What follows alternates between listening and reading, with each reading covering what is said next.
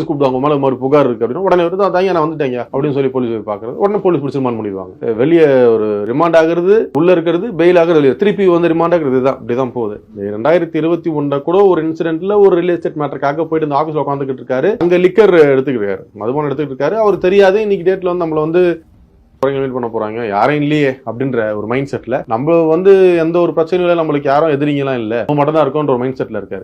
2001 அந்த தோட்டம் சேகர்ன்றவரை வந்து அவங்களுடைய பசங்க இருந்து அந்த மனசு வச்சுதான் ஒரு சிலர்கள் வந்து கூட சேர்ந்துக்கிறாங்க ஒரு கூட்டாளிகள். அவங்க கூட சேர்ந்த கூட்டாளிகள் எங்க உருவாராங்க பாத்தீங்கன்னா பிரிசனுக்குள்ள இருந்து உருவாராங்க. சிறைச்சாலைக்குள்ள போகும்போது அங்க இருக்க இன்மேட், இந்த சிறைவாசிகள் இருக்காங்க இல்லையா, அவங்க கூட அவங்க பேசும்போது எந்த விஷயத்துக்காக நீ சிறைக்கு வந்துரு என்ன கேட்கும்போது இந்த மாதிரி பிரச்சனையா இருச்சு, இந்த பிரச்சனைக்காக எங்க அப்பாவை வந்து அப்போ நாங்க வந்து 2 வயசு குழந்தை தான், என் தம்பி வந்து 1 வயசு தான், எங்களுக்கு என்ன பண்றேன்னு தெரியல, என்னடா நீ சொல்ற. அப்ப அங்க ஒரு ஃப்ரெண்ட்ஷிப் வளரும். 24 வருஷம் வெயிட் பண்ணி நான் அங்க பாக்கும்போது கண்டிப்பா நான் உனக்காக நான் பண்றேன் செஞ்சிரேன்டா அப்படின்னு சொல்லி அவங்க ஒரு நட்பு ரீதி வருது இல்லையா. வெளியே உருவாகிற நட்பு ரீதி வந்து வேற டோட்டலாவே.